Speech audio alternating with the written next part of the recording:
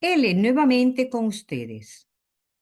Muy buenas tardes en el Ecuador, muy buenas noches en Europa. Saludos a quienes nos acompañan, ya sea por Zoom o por Facebook Live, y desde cualquier parte del mundo, desde donde estén con nosotros. El enlace latinoamericano europeo tiene el gusto de contar en nuestro espacio, en este espacio, con la doctora Carla Álvarez Velasco. Mi nombre es Marta Armijos y los saludo desde Alemania. Bienvenidos y bienvenidas. La situación por la que atraviesa nuestro país nos convoca a analizarla desde diferentes aristas. El tema de esta noche es crimen organizado y responsabilidades políticas. Y para tratarlo, tenemos hoy como invitada, como ya les dije, a la doctora Carla Álvarez. Ella cuenta con una larga experiencia académica en la investigación sobre la seguridad interna y externa, políticas de control de consumo y tráfico de drogas, la violencia y su relación con la seguridad. Ella es doctora en estudios políticos, máster en ciencias sociales y licenciada en negocios e intercambios. Él le da la más cordial bienvenida, doctora Álvarez. Usted tiene la palabra.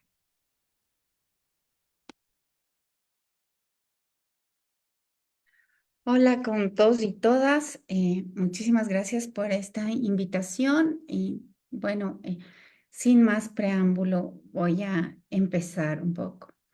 Voy a empezar mi planteamiento. Entonces, me han pedido que hoy exponga sobre el crimen organizado transnacional que se llama COT. Y utilizo las siglas COT y las responsabilidades políticas. Entonces aquí voy a hacer como un pequeño planteamiento, una pequeña hipótesis que tengo y que se viene manejando en ciertos círculos, que no es la hipótesis más popular, ya veremos por qué, pero bueno, aquí estoy para compartirlo con ustedes, ustedes me comentarán. Una breve cosa es que les agradezco mucho por empezar tan puntuales porque yo tengo que cerrar también muy puntual. Lamentablemente coincidió con una charla que tengo a las 4 de la tarde aquí en Ecuador, entonces voy a ser como muy esquemática en el tiempo. ¿Vale? Entonces voy a empezar, ¿no? Y con esta pequeña presentación que he preparado para ustedes. Y bueno, em, voy a hablarles sobre unos antecedentes globales, sobre lo que pasa con el crimen organizado en Ecuador, el caso, voy a presentarles el caso Ecuador, que es único. Vamos a hablar un poco de las causas, de las instituciones que participan en la seguridad, un poco de la sociedad y, bueno, unas breves propuestas y finalmente unos agradecimientos. Entonces, yo no sé si, no estoy compartiendo con ustedes, pero voy a compartir. Ahora, sí, ya, perfecto, muy bien. Entonces, bueno, para iniciar, nosotros no podríamos hablar de crimen transnacional organizado sin abordar su elemento transnacional, ¿sí? Eso, sin pensar en lo que ocurre en la Tierra. Y lo que ocurre en todo el planeta son diversas cosas de distinta índole, no solo criminales, sino que hay muchas cosas que ocurren. Y el año 2023 fue especialmente complejo, así como fue un poco más complejo que el 2022, que ya venía como con algunas tensiones a nivel mundial. Pues en el 2023 esas tensiones se agravaron y en el 2024 podrían agravarse aún más. ¿Pero qué tuvimos en el 2023? Pues calentamiento global a niveles históricos. Tuvimos, por ejemplo, la erupción de este volcán Unga Tonga Unga, y que es en la Polinesia, que es un volcán submarino, que es, a ver, primero, es una de las erupciones volcánicas más importantes de la historia de la humanidad y del planeta Tierra, y todavía sus efectos no se alcanzan a ver en su complejidad. Uno de estos efectos es justamente el lanzamiento de de vapor de agua en la atmósfera, que contribuye eso mucho al calentamiento global. Pero también tuvimos se reventó el Nord Stream, el gasoducto de Nord Stream, que generó tantos gases. Tuvimos guerras y esas guerras generan también contaminación en el ambiente y todo ha ido contribuyendo para un deterioro ambiental, ¿sí? Y el deterioro ambiental parecería que no tiene ninguna relación con el crimen organizado, pero no es así, porque eso primero, muchos de los conflictos o de los eventos atmosféricos catastróficos también tienen relación con la conflictividad que existe a nivel mundial, ¿no? O sea, el Nord Stream está relacionado directamente con una tensión geopolítica con Rusia y pues eso afecta al medio ambiente, las acciones que toman los humanos. Pero además, esto genera también personas desplazadas y refugiadas, ¿no? Entonces, nosotros tuvimos que en el 2022, bueno, ya teníamos 100 millones de personas desplazadas. Esto incluía también la guerra con Ucrania, pero en el 2023, estas cifras que todavía no están pulidas, estas cifras debieron aumentarse. Y los desplazados y los refugiados son importantes no solo por la crisis humanitaria, sino porque muchos de ellos se refugian y se desplazan utilizando personas que les ayudan en su transporte y en su movilidad, y son personas que les ayudan de manera ilegal. Y este delito ha crecido muchísimo, el de trata y tráfico de personas, ha crecido a nivel global. Es el segundo delito más cometido sí, es el segundo delito más cometido en el planeta, ¿no? Y eso es muy grave, porque, por ejemplo, en la región andina tendemos a pensar que el narcotráfico lo es todo y no. Hay otros delitos también, por ejemplo, lo que les hablaba, la trata de personas, que afecta de distintas maneras a todas las regiones del mundo. Estas personas que se movilizan tienen problemas alimentarios y otras personas también en sus lugares de origen tienen problemas alimentarios, llegando a sumar en el 2022 258 millones de personas. Estas personas que están como en inseguridad alimentaria son víctimas del calentamiento global, de los conflictos internacionales, de los desplazamientos, etcétera. Y muchas de estas personas tienden a abastecerse de alimentos o de productos para cubrir sus necesidades básicas a través de actividades como el contrabando, por ejemplo. Sí. Entonces, bueno, vemos que esta conflictividad internacional tiene una relación con la criminalidad. Pero además de todo esto, es que nosotros venimos del 2020 con la pandemia, ¿no? Y en esa pandemia, la conectividad, lo que estamos haciendo ahora de conectarnos vía redes sociales, pues creció muchísimo y esto generó, bueno, que el uso de Internet y de estas vías, pues también aumente y aumenten tanto las actividades legales como las ilegales. Entonces tenemos que los ciberataques aumentaron en un 38%, por ejemplo. Sí, entonces, claro, vemos que lo que pasa a la humanidad también es una puerta en muchos sentidos para que la criminalidad o vaya ocupando más espacio.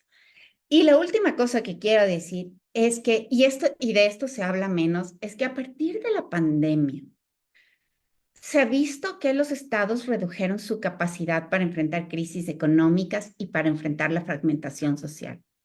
¿Sí? Y esto también genera o tiene impactos sobre el crimen organizado o el crimen o la criminalidad transnacional. Entonces, este es un poco el escenario en el que se desenvuelve el Ecuador, ¿sí? Es un escenario de gran complejidad con múltiples variables que no necesariamente puede enfrentar o controlar. Bien, y como vemos, en este escenario y con este telón de fondo, el crimen organizado se desarrolla en todos los lugares. Y bueno, como muestra de este desarrollo y de este llegar a todos los rincones del planeta, pues podemos ver que hay una tendencia, o en el globo se vio una tendencia a que crezca la brecha entre criminalidad y resiliencia, entendiendo como resiliencia las capacidades del Estado para enfrentar la criminalidad. Entonces, cada vez hay una brecha más grande y esa brecha implica más criminalidad y menos capacidades estatales.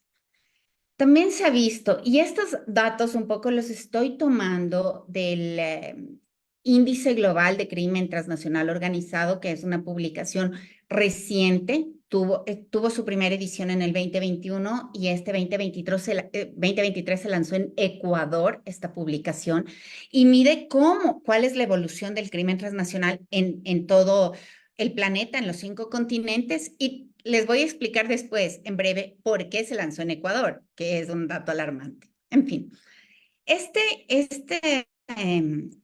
esta publicación habla y un poco, y les estoy presentando aquí los resultados, entonces habla de que las democracias son más resilientes del crimen transnacional organizado.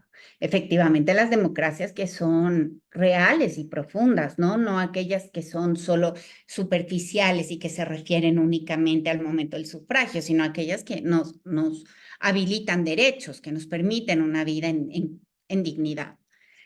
Pero, y bueno, también este informe nos habla de que el conflicto definitivamente exacerba la criminalidad. O sea, nosotros ya estamos viendo las consecuencias del conflicto en Ucrania. Y, por ejemplo, lo vemos en el mercado de armas, ¿no? Que empiezan a volar las armas de Ucrania y empieza a haber un mercado negro alrededor del enfrentamiento entre Rusia y Ucrania, que es un mercado completamente ilegal y que empieza a dotar de capacidades extraordinarias con equipamiento militar a determinados grupos criminales y terroristas, ¿no? Porque los estados no pueden controlarlo todo y cuando hay conflictos, las armas se fugan por distintos lugares. También se ha visto que el principal delito cometido a nivel global es los delitos financieros. Miren ustedes, o sea, primero los delitos financieros, después la trata de personas y después el resto, ¿sí? Estamos acostumbrados a pensar que el narcotráfico lo es todo y no lo es. Lo que un poco el planteamiento es, tenemos que entender la complejidad de la criminalidad y hay que diversificar un poco la agenda y la manera de entender las actividades ilegales. Bien. También se ha visto que a nivel global los actores criminales aumentaron su influencia. ¿Por qué aumentaron su influencia? Gracias a las redes sociales, que les permitieron una mejor conectividad y mayores facilidades para transar y también mayores facilidades para estar ocultos ante los ojos de la fuerza pública. Entonces, aumentaron su influencia. Los actores estatales muchas veces se vieron como actores facilitadores del crimen. ¿Por qué? Porque permitieron que sus oficiales, el cuerpo, la burocracia del Estado se corrompa. Entonces, en estas condiciones se abrió la puerta al crimen, ¿sí? Hay una mayor conectividad de las redes transnacionales de crimen organizado, sí, gracias al Internet, es decir, se conectan más gracias al Internet y eso les genera más influencia. Entonces, como hay un ambiente propicio para el crecimiento de la criminalidad, ¿sí? Y bueno, hay el aumento de la trata de personas, que es lo que les he dicho, que, a ver, es un resultado que lo resalta índice, pero además como es una cosa muy preocupante, que este es un indicador que viene preocupando desde el 2021, que fue el primer momento en que salió la publicación. Ahora, por regiones, ¿qué pasa? O sea, ya vimos el escenario, ya vimos como los principales resultados y ahora qué va pasando por cada una de las regiones. Lo que vemos es que casi nadie se salva. Lo primero es, Europa es el continente con mayor criminalidad. ¿Por qué? Porque es ahí donde se cometen los delitos financieros. No tiene delitos violentos per se, por eso no tiene altos niveles o altas tasas de homicidios intencionales, pero ahí se cometen muchos delitos financieros. Y ojo, que los delitos financieros son aquellos que permiten el cometimiento de otros delitos. Entonces, hay relaciones, ¿no? Hay relaciones. Después, Asia tiene la mayor presencia de redes criminales a nivel global. No he puesto aquí a África, pero es interesante decir que en África ha crecido menos la criminalidad y a veces tendemos a pensar que África es tierra de nadie, que puro conflicto, que no hay reglas. Bueno, en África hay menos criminalidad que, según este índice, que las otras regiones. América Latina, en cambio, es la región con mayor crecimiento de la criminalidad y el segundo con mayor crecimiento de la violencia. Es decir, yo suelo decir, me gusta esta frase porque es como bastante metafórica, decir que el Ecuador, los ecuatorianos vivimos en un barrio peligroso. O sea, se cometen delitos y se mata mucha gente en el barrio latinoamericano. Por último, y en este barrio peligroso, la esquina que le corresponde a Ecuador es más peligrosa aún. Ecuador es el país con mayor crecimiento de mercados criminales a nivel global y es el tercer país con mayor debilidad institucional, ¿sí? Es decir, esta brecha que les hablaba hace un poquito de diapositivas, en Ecuador es más marcada a partir en relación a la última medición que fue en el 2021. Es un dato grave. Les voy a pedir que me den una fracción de segundos, por favor.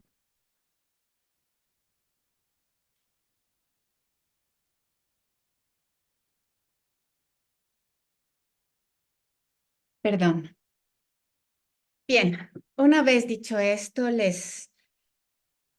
una vez dicho esto, vamos a la siguiente diapositiva. Y claro, esto encontré en el índice ayer mientras estaba preparando la presentación y esta frase o esto que dicen, que recogen, me pareció como muy decidor. Dice, en Ecuador, la falta de liderazgo de Guillermo Lasso ha dado lugar a un estancamiento político y a una falta de apoyo público al gobierno, mientras que los casos de corrupción en los que están involucradas las personas muy allegadas al presidente han erosionado aún más la confianza del público en las instituciones del Estado. ¿Sí? O sea, esta publicación, que es una publicación tan global, que no está parcializada tanto por los correísmos y anticorreísmos, recoge justamente en esta frase esta debilidad institucional que tenemos debido a una falta de rumbo de los gobiernos y una falta de liderazgo y lo cual se refleja claramente, como les voy a mostrar en los indicadores. Bien, ahora veamos qué es lo que está pasando en el Ecuador. Pues resulta que, siguiendo con la tónica del índice, que parecería que les quiero presentar un resumen, pero en realidad los indicadores que recoge este índice muestran esta hipótesis de la que yo les hablé al principio, que voy a ponerle en claro en breve. Entonces, aquí lo que se muestra es que, a ver, la pirámide corresponde al índice de criminalidad, mientras que la barrera azul, el biombo azul posterior, representa el puntaje de resiliencia de los estados, la capacidad de resistir a la criminalidad. Entonces, Ecuador es uno de los pocos países donde, al mismo tiempo que el índice de criminalidad subió, el índice de resiliencia bajó. Sí, entonces en la criminalidad subió en 0,82, es casi un punto, y la resiliencia bajó casi un punto también, 0,83. ¿Sí? Estos indicadores tienden a ser muy estables, no hay grandes variaciones como indicadores globales, como resumen de todo lo que ellos miden. Sin embargo, pequeñas variaciones ya indican grandes movimientos dentro de los países. Esto un poco para contextualizar. Bien, entonces nosotros tenemos aquí la desagregación de lo que serían las actividades criminales que ocurren en el país. Y, a ver, es interesante ver cada una de ellas, pero yo a la mano izquierda les planteo un pequeño resumen de lo que ocurre en el Ecuador sobre los crímenes más cometidos. Entonces, primero, lo que más pasa en el Ecuador es tráfico de drogas, principalmente de cocaína. Obviamente estamos en el barrio de productores de hoja de coca y de cocaína, ¿no? Entonces, pues de alguna manera eso nos afecta. Pero también, y esto es una cosa que no pasaba antes, hay un incremento en el tráfico de armas, ¿sí? Claro, el tráfico de armas es una actividad delictiva que permite también el tráfico de cocaína. Es como un posibilitador, un tráfico, un delito que abre la posibilidad de que se cometan otros. Y otros de los delitos también que se han cometido mayoritariamente en el Ecuador es la extorsión. Como ustedes ven, aquí yo estoy hablando de redes criminales que se organizan para lucrar con actividades que están penadas por la ley. No estoy hablando de la violencia. Es decir, este es apenas un retrato de solo una parte de lo que pasa en la sociedad ecuatoriana. A todo esto habría que sumarle los terribles indicadores de violencia que ustedes deben conocer ya. Bien, ahora, ¿cuáles son los crímenes de mayor crecimiento en el Ecuador? Sigue siendo el tráfico de cocaína. Nosotros estamos rompiendo nuestros récords casi anualmente. Estamos como sobre las 200 toneladas incautadas de cocaína anualmente. Y entonces, bueno, este es el mayor delito. Pero también hay delitos con nuestros recursos no renovables, como el oro. Y el oro es una actividad que permite perfectamente el blanqueo de dineros y que en determinados momentos incluso es más rentable que la cocaína. Por eso es que hay un volcamiento de los países de América del Sur. Le hace Venezuela, Colombia, Perú, Bolivia, Brasil, en toda la cuenca del Amazonas hay una verdadera campaña para saquear los recursos minerales de los países, porque estos recursos, a diferencia de la cocaína, son originalmente legales, ¿no? Y o mejor dicho, estos recursos, aunque se extraigan de manera ilegal, llegan a los mercados legales. En cambio, la cocaína todo el tiempo, desde la semilla hasta la inhalación, todo es ilegal en la cocaína, pero en el oro no. Y así pasa con otros productos que en algún momento de la cadena se vuelven ilegales. Y este es el caso del oro, ¿no? Que primero es ilegal y después termina siendo legal y esto le permite una entrada grande en los mercados, permite el blanqueo de dineros y muchas veces el blanqueo de dinero de la cocaína. Bien, también se ve en Ecuador que hay una serie de actores criminales que empiezan a tener comportamientos mafiosos, ¿no?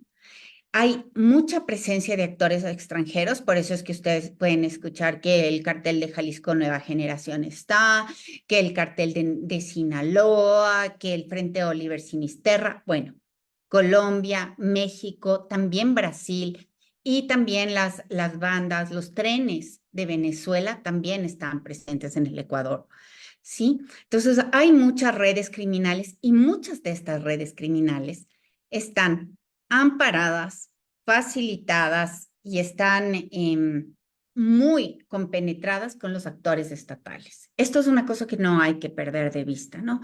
La criminalidad no tiene lugar si no es con complicidad de ciertos sectores estatales. Bien, ¿cómo explicar esto? ¿Cómo se explica esto que ha pasado en el Ecuador? ¿Sí? O sea, ahí es cuando tenemos que empezar a reunir las pistas y hay mucha gente que tiene varias hipótesis que yo les planteo aquí, ¿no? La una explicación es la del crecimiento global del crimen. Y eso es cierto, ¿no? Hay un crecimiento global del crimen. Sin embargo, no todos los países han visto la explosión de violencia y los indicadores tan elevados que tiene el Ecuador. O sea, a Colombia lo dejamos muy atrás con la violencia y a los países europeos los dejamos muy atrás con la criminalidad, pese a que hay un crecimiento global del crimen. Eso todavía no explica la situación del Ecuador. También se puede hablar de los ecosistemas criminales, ¿no? Que pues aquí hay demasiada gente o hay demasiadas bandas en el mundo cometiendo delitos y estas bandas se acercaron mucho al Ecuador y les facilitaron conocimientos de esto que se llama know-how, redes y vínculos que les permitieron como amplificar sus operaciones. Pero bueno, estas bandas están a nivel internacional en muchos países, tienen muchos contactos en África con la mafia albanesa, y no hay país que tenga el récord que tiene actualmente el Ecuador. Es decir, ¿por qué Ecuador ha sido tan fértil para el crecimiento de la criminalidad y la violencia? ¿Por qué el crecimiento de los ecosistemas criminales no logra explicar la característica única que tiene el Ecuador en este mismo momento? Hay otra gente que tiene la retórica de que hay un pacto mafioso, ¿no? Que el presidente Correa permitió la entrada de las bandas criminales y esto podría ser verdadero si es que habría evidencia de que eso ocurre. Es decir, yo soy como una académica y lo que estoy buscando es las posiciones que generen evidencias, ¿sí? Y no hay una evidencia contundente de un pacto mafioso del gobierno del expresidente Correa. No, no existe, pero hay evidencias de pactos y relaciones de otros presidentes posteriores con algunas actividades delictivas. Cristian Mendoza levantó la mano, pero te voy a dar la palabra al final, una vez que escuches toda mi exposición y con mucho gusto te doy la palabra. Finalmente, hay la exposición, hay el argumento de que existe una debilidad estatal, ¿sí? Este es probablemente el argumento menos popular, pero yo creo que es el que mejor explica la situación del Ecuador actualmente, porque hay una coincidencia entre la debilidad de las instituciones estatales con el crecimiento de la violencia, con el crecimiento del crimen, con el crecimiento de la corrupción y, bueno, en definitiva, de lo que está pasando. Esta es una hipótesis que habla de responsabilidades políticas, habla de cambios en el modelo de desarrollo y habla también de medidas de austeridad fiscal, de reducción estatal, que nos han llevado al punto en el que estamos actualmente. Entonces,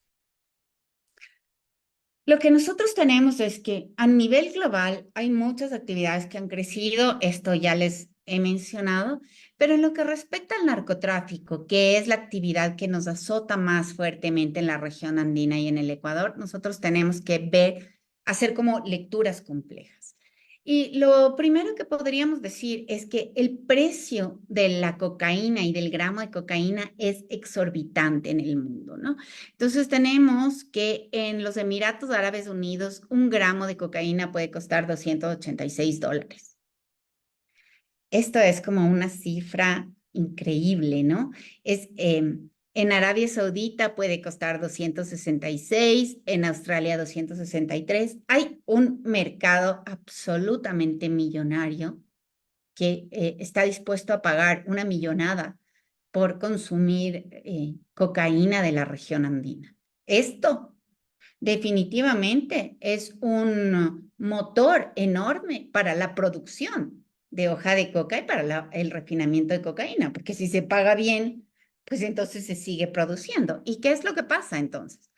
Ahí vemos la siguiente gráfica. Podemos ver que Colombia, Perú y Bolivia son los mayores productores a nivel mundial, ¿no? O sea, nosotros tenemos los tres mayores productores de cocaína a nivel mundial rodeando nuestras fronteras. Pero además, Colombia se supera año a año, pese a que le pusieron un plan Colombia, ¿no?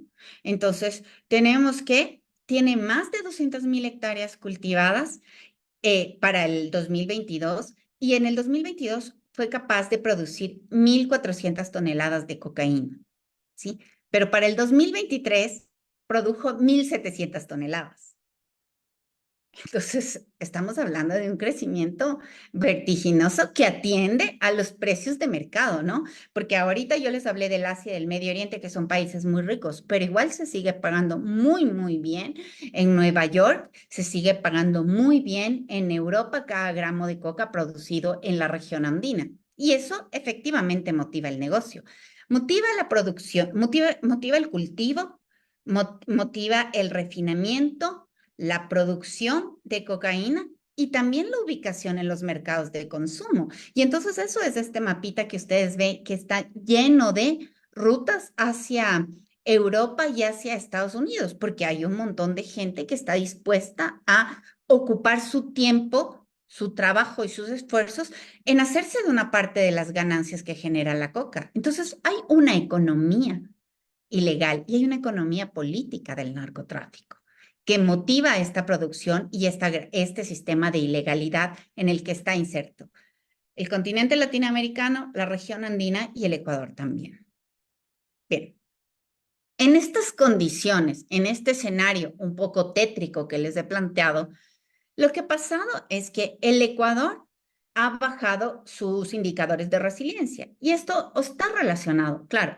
Tenemos un contexto de gran amenaza, de muchas amenazas, y tenemos un país, un pequeño lugar en el mundo que es que no tiene la suficiente fuerza para poner orden dentro de su casa.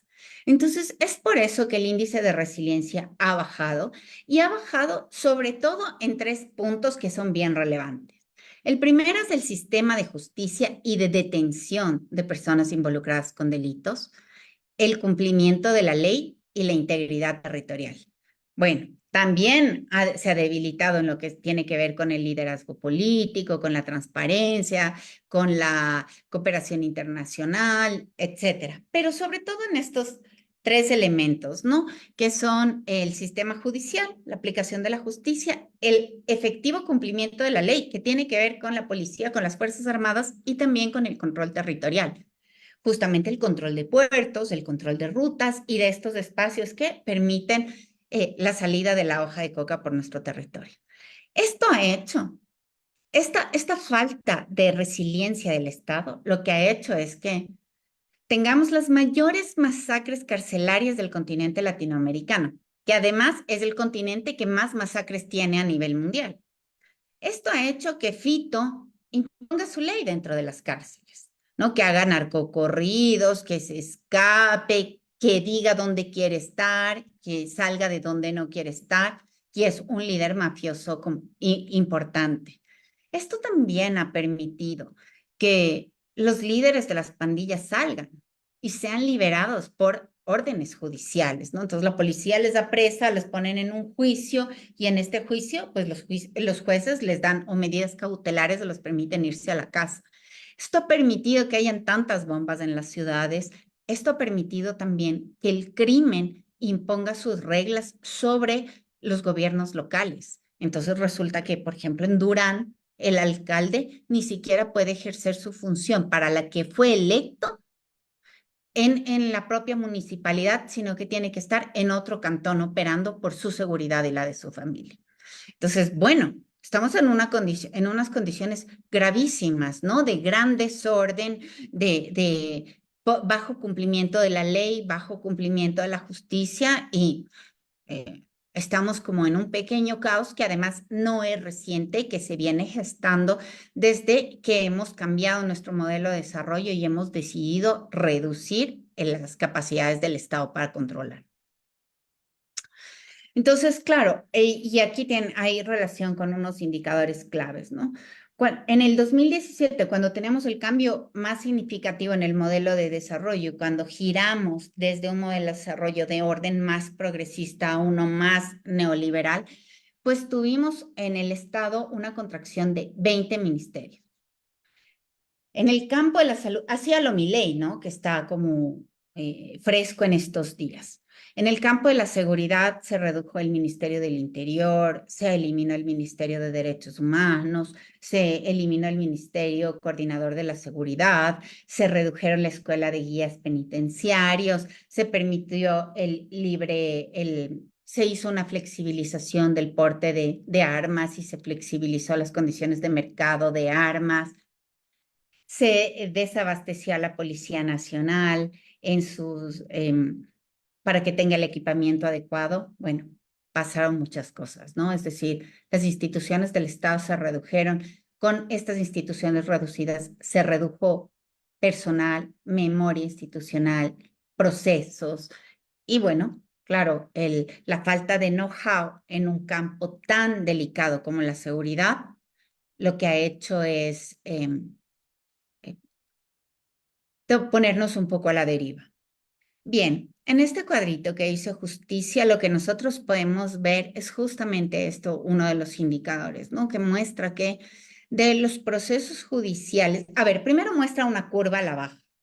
Después, esta curva a la baja con las burbujas en verde muestra el recorrido de los procesos investigados que han sido judicializados. Entonces, lo que muestra esta línea es que en algún momento nosotros llegamos a tener un proceso de investigación y judicialización de por lo menos del 56% de todos los casos denunciados de crimen, de violencia, etcétera. O sea, tener solo 50% de los casos en investigación y en judicialización no es como un indicador que nos deba llenar de orgullo, porque es solamente la mitad, ¿no?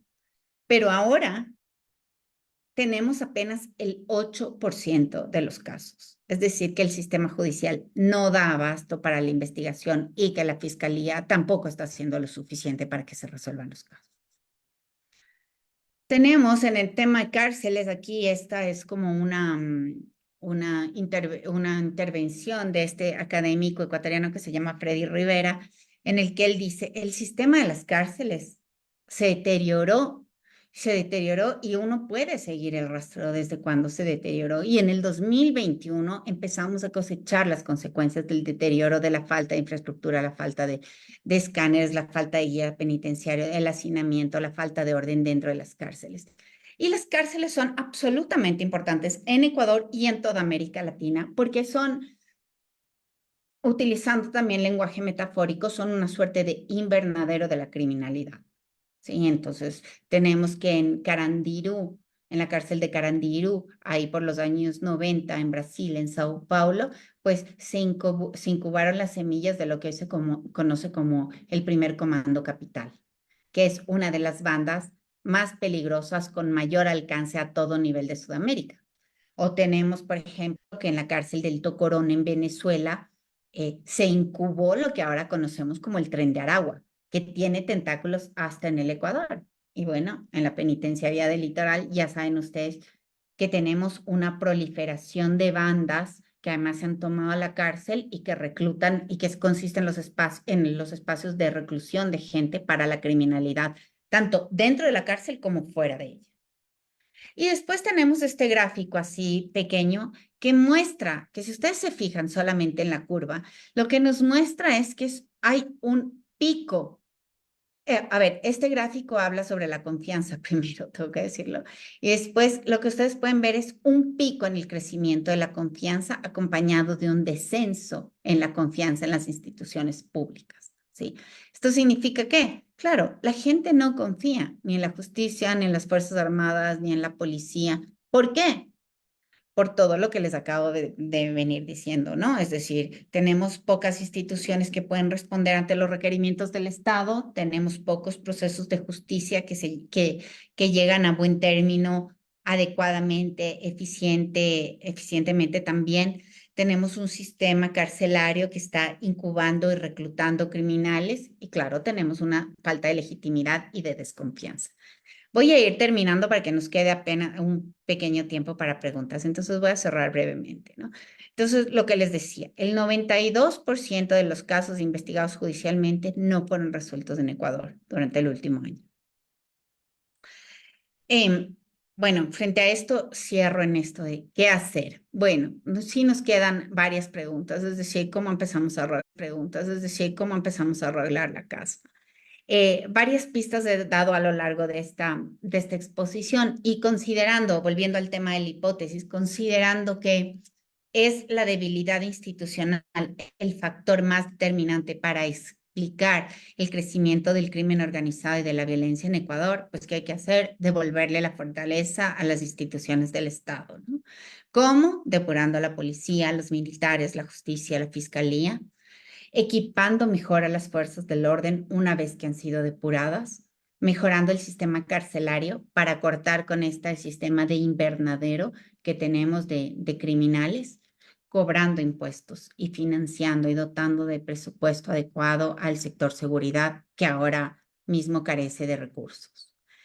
Pero hay otro elemento en la agenda de seguridad que poco se habla y poco se aborda y me parece que es bien importante. Es necesario tener una agenda internacional con una política exterior clara que cumpla con nuestros objetivos de desarrollo, que sea capaz de mejorar la cooperación con los países de la región andina para poder tener intercambio de información y bajar sí, los indicadores de producción y de exportación de cocaína. Es necesario también pedir corresponsabilidad a los consumidores de las drogas. Es decir, el consumo y el alto precio que se paga por las drogas en los mercados es el motor que mejor dinamiza el mercado de drogas, ¿no? Es necesario también pedir corresponsabilidad a los fabricantes de armas. En Europa y Estados Unidos se encuentran varios, con la diferencia de que en Estados Unidos hay menos controles. Y solo México ha puesto una demanda contra los fabricantes de armas en Estados Unidos. Es el único país que ha hecho frente cuando podríamos todos los latinoamericanos, que además somos la región con con los mayores indicadores de violencia armada en todo el mundo. Podríamos pedir esta corresponsabilidad y también podríamos hablar de los paraísos fiscales donde se lava el dinero que proviene del narcotráfico para tener una agenda que eh, establezca ciertas paridades y que no sea una agenda únicamente de subordinación. Hasta aquí voy con mis propuestas. Les agradezco mucho por haberme atendido, por haberme invitado y atiendo sus preguntas, comentarios, observaciones. Estoy abierta a escucharles. Muy buenas noches desde Alemania. Elizabeth Sainz les saluda. Yo llevaré la moderación de las preguntas desde aquí.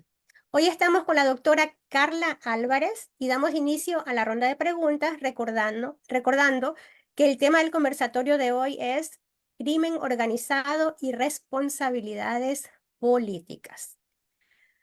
Doctora Álvarez, hemos hablado de la brecha de criminalidad, de la resiliencia, de la política de regulación del Ecuador, hemos hablado también de las debilidades, de la falta de capacidades que tiene el Estado también para solventar estos problemas que tenemos que son enormes, ¿sí? Hablemos también de la oferta y la demanda. Al final usted también habló un poco sobre eso, ¿sí? ¿Cómo entender que los narcocarteles sean solamente combatidos en los países productores y de tránsito, como es el caso del Ecuador actualmente, y no en los países que demandan, ¿sí? Estos productos son, bueno, sabemos, las drogas, ¿no? Y usted también habló de la cooperación internacional. Me pregunto realmente por qué no hay una cooperación o una agenda de seguridad internacional realmente, que funcione para no solamente atacar a los países o centrarse en los países que producen, sino también en los consumidores que sabemos que son clientes a veces de cuello blanco. Gracias. Voy a hacer una respuesta brevísima. Definitivamente los países latinoamericanos no tienen ministerios de relaciones exteriores o cancillerías adecuadamente preparados para enfrentar este reto. Creo que efectivamente se castiga solamente la oferta cuando se habla de un mercado de drogas, pero se castiga la demanda cuando se habla de tráfico de armas, por ejemplo. Siempre estamos castigados nosotros, pero tampoco hemos tenido la fuerza para unirnos y para plantear una agenda que establezca corresponsabilidades. La fragmentación latinoamericana ha sido la principal debilidad, creo yo, para establecer como una política o un posicionamiento común. En algún momento se logró avances significativos en esto. Esto es como en la primera década de los 2000 y hasta entrados los 2010, pues hubo una convergencia de los países que permitió mirarnos como un conjunto, con unas mismas problemáticas, con unas mismas demandas. Eso se ha roto ya y al parecer, por cómo está dada ahora la cooperación norteamericana, que vuelve a privilegiar las negociaciones bilaterales, pues al parecer podría seguir la región latinoamericana fragmentada. Pero esto es como un elemento central en el manejo de una política exterior que no pida corresponsabilidad, ¿no? Que no pida corresponsabilidad y que no se asuma soberano. Si no nos asumimos soberanos y eso es lo que nos tiene en condición de subordinación. Hasta Muchas ahí, gracias. Elizabeth, mi respuesta. Sí, muchas gracias, sí. Gracias también por ese mapeo exhaustivo que nos ha hecho de la situación en el Ecuador y de las causas, sobre todo, que es excelente, incluso con posibles soluciones, ¿no? Me parece fantástico y bueno, bastante íntegro. Me gustaría leer la pregunta de Cristian Mendoza, que él tendrá que salir de aquí a poco del conversatorio, por eso me pidió que la leyera. Dice, por favor, ¿qué papel, a ver, momento, qué papel juega la banca en el lavado de dinero? Y si sus ganancias en medio de esta crisis, de estas crisis mundiales no cuentan como evidencia o de ser cómplices en todo lo que estamos viviendo en el Ecuador. Totalmente, o sea, ¿qué papel juega la banca? El papel más jugoso, porque son los menos perseguidos, los más enriquecidos, los más cómodos. En Ecuador son las personas que tienen el poder, que tienen capacidad de influir sobre las decisiones. Es el sector menos perseguido. En el 2023 hubo solo un caso de lavado de dinero judicializado, no hubo más. Es decir, tenemos a los militares y a los policías en las calles persiguiendo a los chicos de chancleta, pero no a los banqueros que permiten que ese negocio siga funcionando. Entonces, de alguna manera, ocupan el mejor lugar dentro de la escala de la criminalidad. O sea, los banqueros ocupan un lugar privilegiado en el lado legal y en el lado ilegal. Porque del lado ilegal captan los recursos que tienen, una buena parte de los recursos que tienen. Y en el lado legal, pues son asesores de los tomadores de decisiones y siempre salen impunes para el pago de tributos, para ser regulados en sus funciones, son poco judicializados, que ya lo he dicho. Es decir, como ¿qué más se puede pedir en la vida que ser banquero? Todas las inmunidades juntas. Creo que eso hay que regular si es que se quiere cambiar las cosas. Si es que esa fuera la intención, hay que regular el sector bancario. Hasta ahí mi respuesta para Cristian. Gracias, Elizabeth. Sí, de acuerdo, de acuerdísimo, sí. Tenemos también desde Hamburgo una pregunta. Marta Armijos, por favor, tu micrófono. Muchísimas gracias, Carla, doctora Carla Álvarez, por esa ponencia que nos ha dado hoy y nos ha enriquecido con sus conocimientos.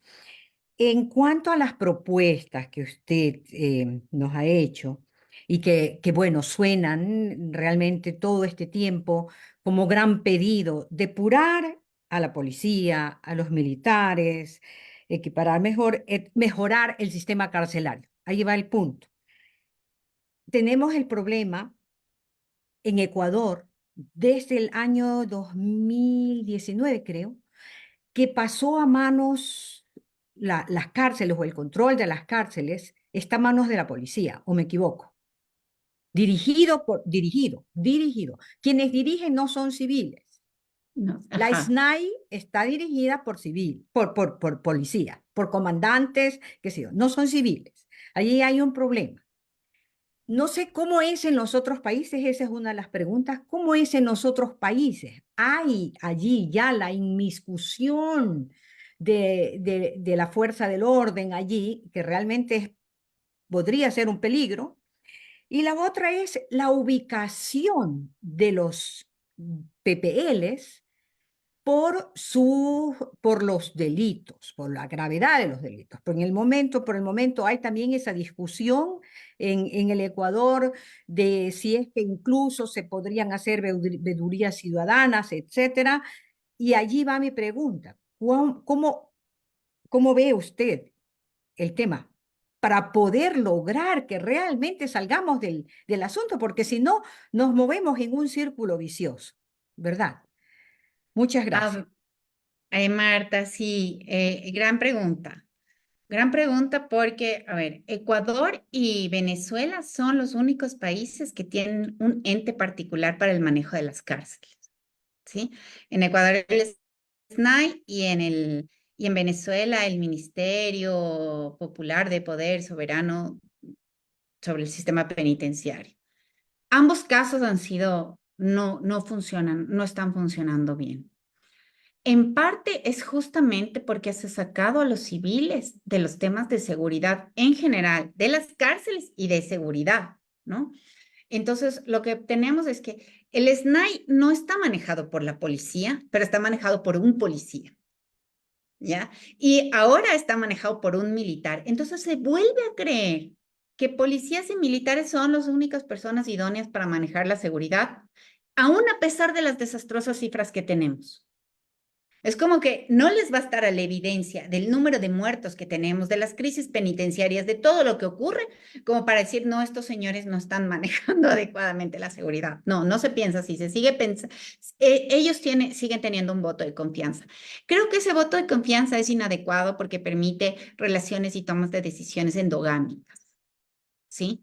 Porque claro, como tienen que obedecer a jerarquías, como no pueden cuestionar, bueno, eso es un limitante que además, creo que han entorpecido el funcionamiento de las cárceles. También ellos han, en mucho se le atribuye la crisis carcelaria a las formas de manejo del sistema penitenciario y de obtención de información de la misma policía.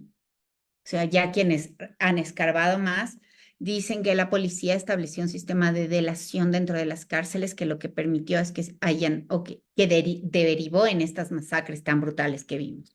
Entonces, creo que es necesario que se vuelva a pensar que los civiles pueden manejar el sistema carcelario con una perspectiva de derechos humanos. Las mujeres también pueden manejar la seguridad. O sea, no es que no sabemos nada, es que tenemos ideas claras y muchas veces tenemos unas perspectivas incluso más humanas, ¿no? Entonces, esto de civilizar un sector que está tan incivilizado ahora, creo que es uno de los pendientes y en ese sentido, Marta, estás poniendo un dedo sobre la llaga, ¿no? Debemos abrir el sector también para que se transparente la información. ¿Sí? Para que se rinda cuentas, para que haya más gente enterándose de lo que pasa y también pueda haber como una toma de decisiones un poco más plural. Estamos pasando por un momento complejo. No creo que esto que estamos hablando, que estoy proponiendo yo, tenga lugar. No lo creo, porque estamos en un momento donde nos estamos cerrando mucho hacia un vuelco. Creo que tenemos un vuelco hacia el autoritarismo. No, no creo que pase. Creo que vamos a seguir como bajo el mandato de policías y militares. Veamos cómo nos va, ¿no?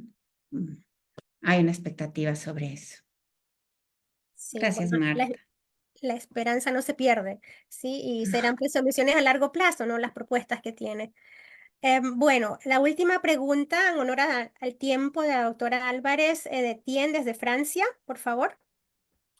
Buenas noches a todos y todas. Gracias, Elizabeth. Gracias por tu participación, Carla. Es un tema tan importante y amplio que tendría como 15 preguntas para ti esta noche, pero bueno. He seleccionado, creo, la más importante para mí. Ah, hablaste del tema del crecimiento a nivel mundial, ¿no? Del narcotráfico, de las bandas delictivas. Y yo lo noto también aquí en Europa, yo vivo en Francia, y veo que sí, que aquí también hay un crecimiento cada vez más importante de las bandas, no a nivel del Ecuador, por supuesto, Claro. pero lo estamos viviendo y eso me hizo reflexionar sobre el impacto de la mundialización en el crecimiento del narcotráfico a nivel mundial, ¿no? Porque hablaste de varias causas, pero creo que me parece fundamental hablar del tema de la liberalización del mercado internacional, que siempre los gobiernos de derecha nos promocionan, o sea, el neoliberalismo, ¿no? Con el neoliberalismo que siempre dice que el Estado obeso es un problema cuando es una contradicción, porque se necesita un Estado fuerte, ¿no? Si queremos combatir la inseguridad. O sea, me parece lógico, ¿no? Hablo como ciudadano, pero entonces quería conocer tu reflexión, si podías desarrollar un poco más sobre el tema de la mundialización, ¿no? Y el crecimiento.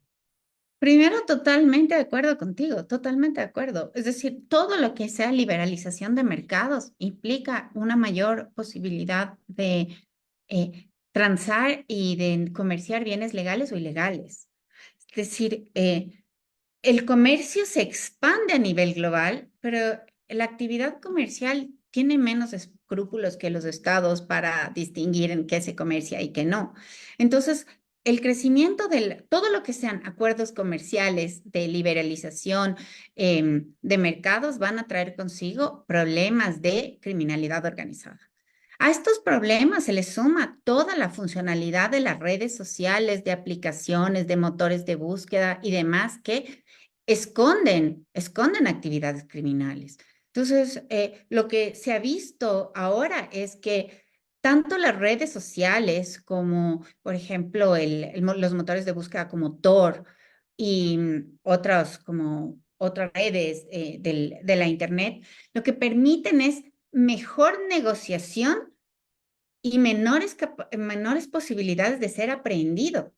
Entonces, resulta que los narcotraficantes y los compradores y todo quieren entrar en estas redes, incluso a nivel de microtráfico, pero claro, los policías tienen menos capacitación, menos horas de entrenamiento, y los estados tienen menos cuerpos especializados que los que tienen ahora los criminales. Entonces, hay una brecha significativa.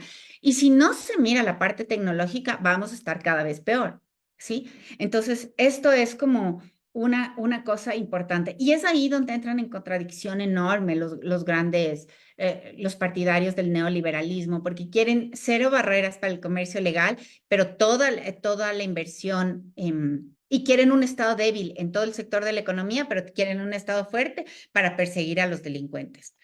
Pero esa es una contradicción que ellos no logran resolver, ¿no? Es un doble discurso, sí, un doble rasero, una suerte de doble moral. El Estado fuerte tiene que estar para controlar cuáles son los acuerdos que se deben lograr, que no permitirán como tráficos ilegales. Necesitan hacer como un chequeo también de las economías de los sistemas financieros, tienen que fortalecerse en el manejo de redes, de temas digitales, de inteligencia artificial, etcétera.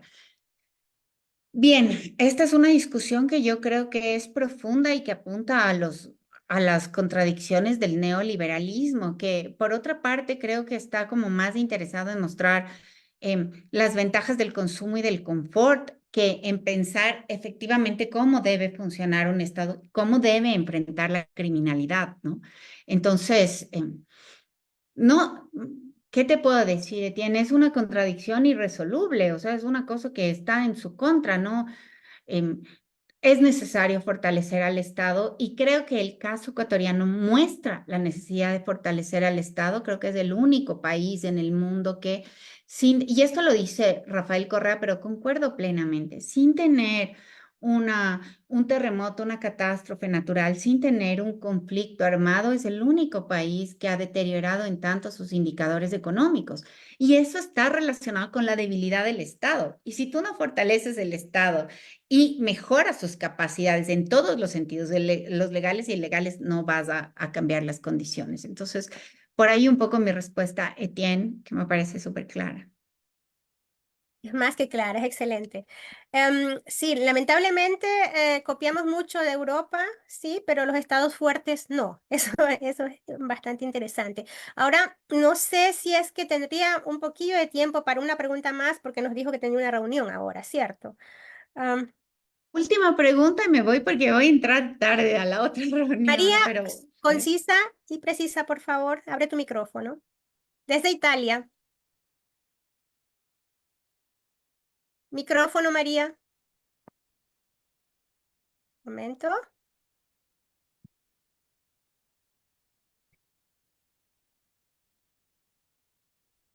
Ahora sí, muy buenas noches, hola. Carla Álvarez, yo soy María desde Italia. Hay una cosa que también está sucediendo en el mundo y que ahora a través de las redes, más que las redes, está en las plataformas de entretenimiento, se ha difundido tantísimo la vida del narcotráfico. Sí, hay series y series y series de todo tipo y que son accesibles hasta muy corta edad sobre esto. ¿No cree usted que esta parte de aquí está provocando una normalización de lo que es este mundo y dando ya una perspectiva a jóvenes que pueden acceder a estas plataformas muy pequeños para tener un objetivo de vida que obviamente, como sabemos, causa tantísimos problemas? O sea, definitivamente, ¿no? Como la función de las series de televisión ha sido generar casi una empatía con estos grandes criminales, ¿no?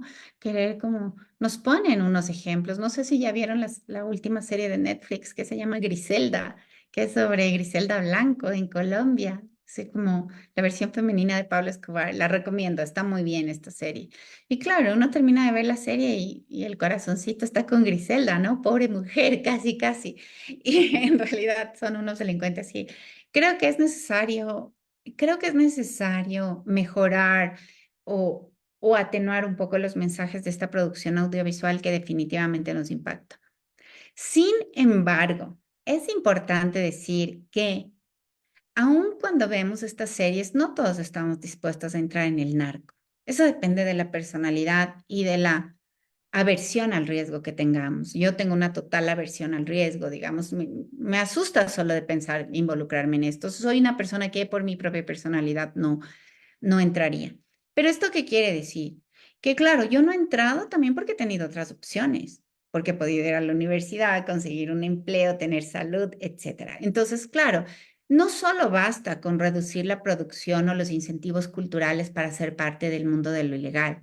Hace falta que el mundo de lo legal te acoja, te brinde oportunidades, te inserte y te dé una pertenencia. Si no se hace eso, ¿qué es lo que pasa con los gobiernos latinoamericanos y lo que está pasando con el Ecuador? Solo te están castigando por ser parte del grupo criminal y no te están dando las opciones de pertenencia dentro del mundo legal. Entonces, claro, tenemos una cantidad de ninis en el Ecuador, ni estudian ni trabajan. Pues ven Griselda, ven Pablo Escobar y quieren ser como ellos. Me explico. Entonces, creo que hay que empezar a como entender que el desafío del manejo de la seguridad no solo está en el uso de la mano dura, sino en lograr el equilibrio adecuado entre mejores condiciones sociales y represión adecuada a las personas que dañan a la sociedad. Que sí, eso no hay cómo negar. Hay que implantar justicia, pero también hay que dar oportunidades y no vamos a estar en un círculo vicioso, que ese es el problema de las manos duras, de las estrategias de mano dura. Se vuelven círculos viciosos que no permiten después una integración adecuada. Entonces, hasta ahí, María, lo que te podría decir. Muchas gracias. Quizá un mensaje final de unos 3 segundos para nosotros. Bueno, no sé si mensaje final, creo que se han quedado varias cosas sobre la mesa. Creo que podríamos, claro, en otro momento podríamos buscar un espacio para volver sobre estos temas. Está muy candente la situación de Ecuador. También es preciso analizar a profundidad las cosas que van pasando. Me ha encantado cómo han planteado la temática ahora y podríamos profundizar en otra vez, más bien hacerles un llamado para que nos volvamos a juntar y podamos conversar y ampliar un poco las reflexiones sobre este tema. Con mucho gusto. Le tomamos la palabra, ¿sí? Muy bien. Agradecemos a nuestra invitada Carla Álvarez por compartir su tiempo y sus perspectivas con nosotros. Enlace Latinoamericano es un proyecto creado por ecuatorianos migrantes y colaboradores de Ecuador y de Europa. Nuestra meta es construir juntos un espacio de integración y unión en aspectos culturales, políticos y sociales, de manera participativa y consensuada. También agradecemos a todos los voluntarios que hacen con su generosidad posible este proyecto. Los invitamos a todos y a todas a seguirnos en nuestras redes sociales y a formar parte de esta familia. Hasta la próxima. Muchas gracias. Hasta luego.